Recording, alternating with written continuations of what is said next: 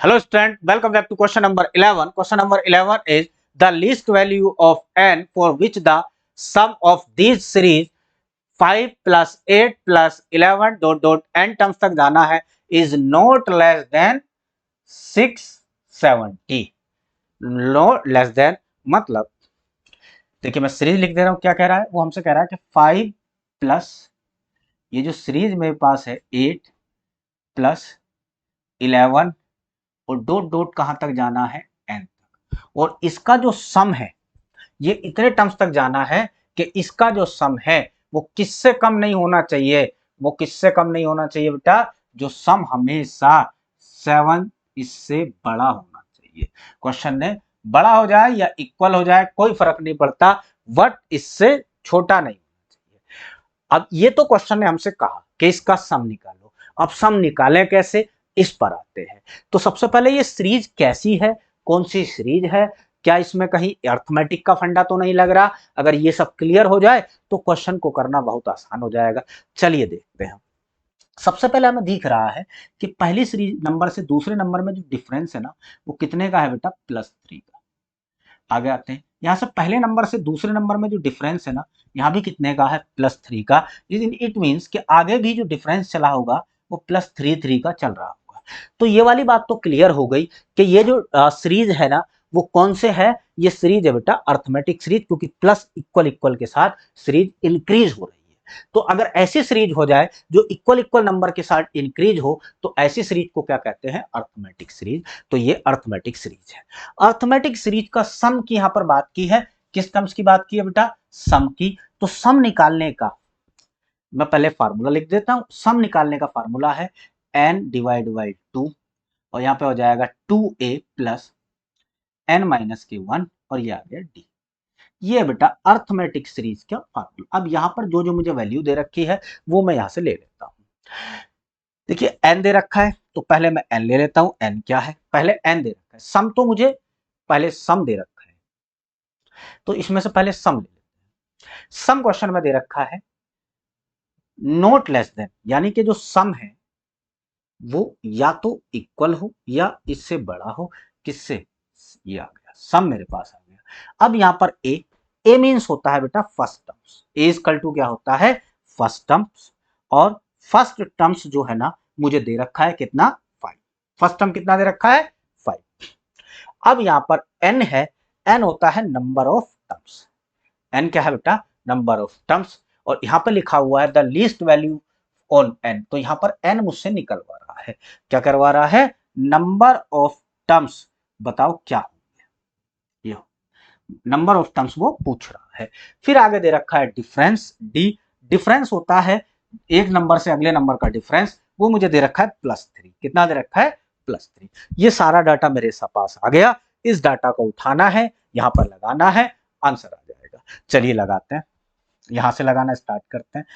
देखिए पहले इसको नॉट इक्वल, अब ये हमारे पास वैल्यू कितनी आ रही है, जो सम है वो इक्वल होना चाहिए 7, तो मैं इसको इक्वल मान लेता हूं, क्योंकि इससे छोटा ही हो या इससे बड़ा हो या इक्वल हो, लेकिन इससे लेस नहीं होना चाहिए, तो मैं इक्वल मान लेता हूं इसको सोल्व करने के लिए।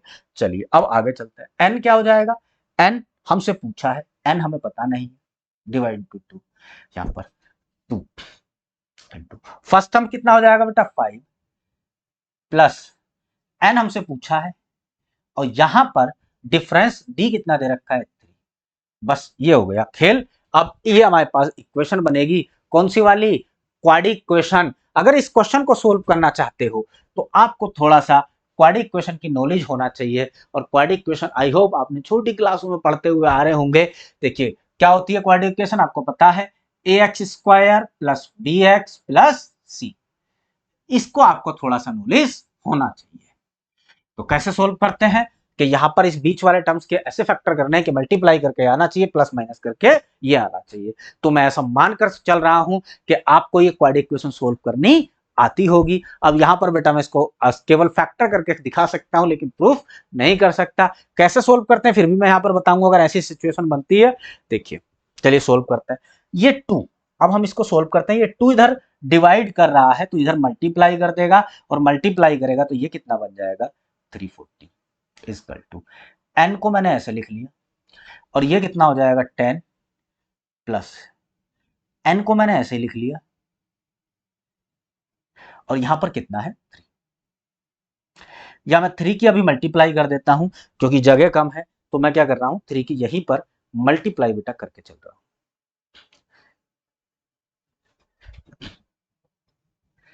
एक स्टेप ना बढ़ाकर मैं यहीं से इसे 3 की मल्टीप्लाई कर दे रहा हूं, और आपको ये मल्टीप्लाई करना आता होगा, फिर भी देखिए मल्टीप्लाई कर रहा हूं। चलिए शुरू कर, देखिए क्या कह रहा है क्वेश्चन।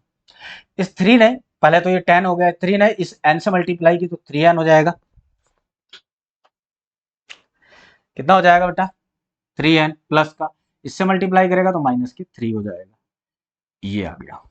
अब एक बार n अंदर मल्टीप्लाई, अच्छा यहां से एक काम करते हैं, 10 में से 3 जाएगा तो 7 बचेगा, इसको सोल्व करते हैं, 13 इतना 40 हो गया। अब यहां पर ये इसमें से माइनस होगा तो 7, तो ये कितना आ जाएगा 7n, और इससे मल्टीप्लाई करेगा तो ये आ जाएगा 3n स्क्वायर। कितना हो जाएगा बेटा 3n स्क्वायर। मेरे पास पूरी जो, अब ये देखो क्वाड्रेटिक इक्वेशन बन जाएगी, इसको मैं सीधा लिख देता हूं, इसको इधर जाएगा माइनस का, तो 3n स्क्वायर, और यहां से कितना हो जाएगा प्लस के 7n माइनस के 1340 इक्वल टू 0। ये पूरी सीरीज हो गई, ये वाली पूरी सीरीज हो गई। अब इसको सोल्व करना है, तो बेटा इसके ऐसे फैक्टर करने हैं कि माइनस करके तो इतना आना चाहिए, और प्लस माइनस कर मल्टीप्लाई करके ये आना चाहिए। तो फैक्टर आई होप आप कर लेंगे। तो मैं इसके फैक्टर कितने हो जाएंगे, यहाँ पे लिख रहा हूँ, तो ये हो जाएंगे 3n स्क्वायर, ये हो जाएगा 67n माइनस के 60n, और यहाँ से कितना हो जाएगा माइनस के 30, ये आ जाएगा। यहाँ से मैं क्या कॉमन ले लूंगा, ये 3 है, ध्यान रखना बेटा, यहाँ पे मैं कॉमन, आज कॉमन वैल्यू यहाँ पे आ जाएगा n, तो ये कितना हो जाएगा 3n माइनस के, यहाँ से कितना आ जाएगा 3n माइनस के 67, माइनस के यहाँ से कॉमन आ जाएगा 20, और 20 कॉमन लेंगे तो ये भी क्या आ जाएगा 3n माइनस के 67, ये आ जाएगा 67। अब यहाँ पर इसको सोल्व करें, देखिए यहाँ सोल्व कर लेता हूँ बेटा, इसको अगर मैं यहाँ पे सोल्व कर लूँ तो 3n माइनस के 67 एक बार फिर कॉमन है, और यहाँ से n और यहाँ से 20 बचेगा, तो n इक्वल टू 20। अब नंबर ऑफ टर्म्स, ये तो फैक्टर में चली जाएगी वैल्यू, वो फ्रैक्शन में चली जाएगी, तो ये हो नहीं सकता। तो नंबर ऑफ टर्म्स जो है मेरे एग्जैक्ट वैल्यू, इसको अगर 0 के इक्वल रख दूं, कंपेयर करूं, तो n की वैल्यू कितना हो जाएगा 20। ऑप्शन नंबर क्या हो गया मेरे पास, first is correct answer for this question. I hope आपको समझ में आया होगा बेटा, थोड़ा सा लेंथी क्वेश्चन है, क्वाड्रेटिक इक्वेशन का उसने यूज किया है। और अगर बेटा आप आपका कंपटीशन एग्जाम क्रैक करना चाहते हो, चाहे वो प्लेसमेंट का हो, चाहे आपका एमबीए एंट्रेंस हो, कोई भी एग्जाम हो, एसएससी हो, बैंक को क्रैक करना चाहते हैं, आप उसको एंट्रेंस को क्लियर करना चाहते हैं, तो इतना तो आपको आना चाहिए। और इसका आंसर हमारे पास आ गया फर्स्ट